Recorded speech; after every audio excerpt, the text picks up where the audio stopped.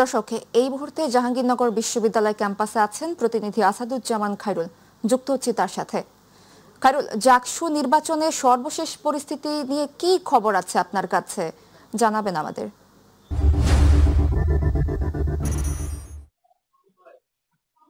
জি, ধন্যবাদ আপনাকে। আমরা কিন্তু এখন আছি ডাকসু ডাকসু নির্বাচনের যে কার্যালয়, নির্বাচনের কার্যালয়,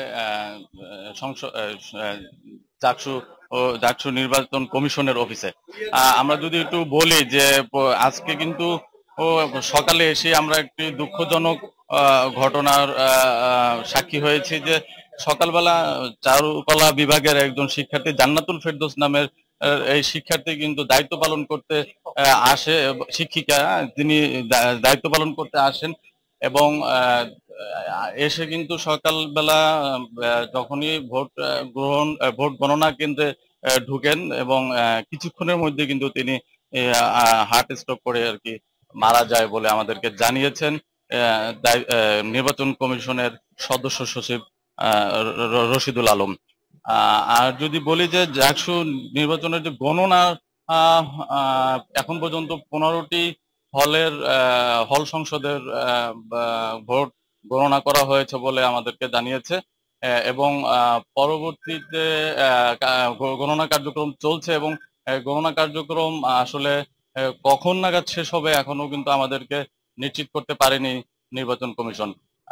এই গণনা কাজের যে ঢিলে তালে হচ্ছে এই বিষয়ে কিন্তু আসলে অনেক শিক্ষার্থী সহ যারা পর্যবেক্ষক আছেন অনেকেই কিন্তু বলছেন যে আসলে এই বিষয়টি কেন হচ্ছে এবং এটা কি আসলে এ- এটি এটি কি আসলে এটি কি আসলে দীর্ঘ 33 বছর ধরে নির্বাচন করেনি এবং না করার ফলে কি এরকমটি হচ্ছে কিনা, নাকি অন্য কোনো বিষয় আছে, এই বিষয়টি কিন্তু অনেকের মনে প্রশ্ন জেগেছে। মাত্র 11,800 ভোটারের গণনা কেন এত দীর্ঘ সময় লাগবে, এই প্রশ্নটি কিন্তু এখন জনমনে উকি দিচ্ছে। আর যদি আমরা বলি যে নির্বাচনকে কেন্দ্র করে কিন্তু আইন শৃঙ্খলা বাহিনী কিন্তু ভালো একটি অবস্থান নিয়ে আছে। জাহাঙ্গীরনগরের পুরো ক্যাম্পাস জুড়ে কিন্তু তারা বিচরণ করছে এবং নিশ্ছিদ্র নিরাপত্তা তারা দিচ্ছে।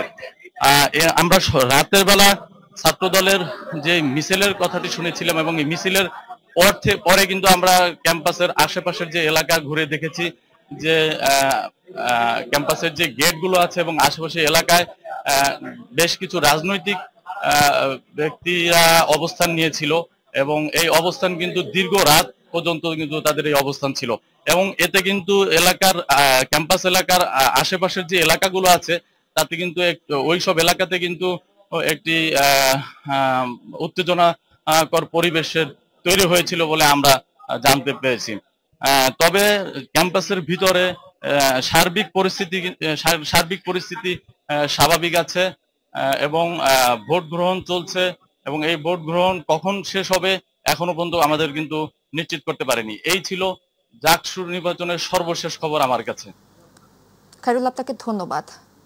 দর্শক, জাহাঙ্গীরনগর বিশ্ববিদ্যালয় ক্যাম্পাস থেকে যুক্ত ছিলেন আমাদের প্রতিনিধি খায়রুল, জানাচ্ছিলেন জাকসু নির্বাচনের সবশেষ পরিস্থিতি।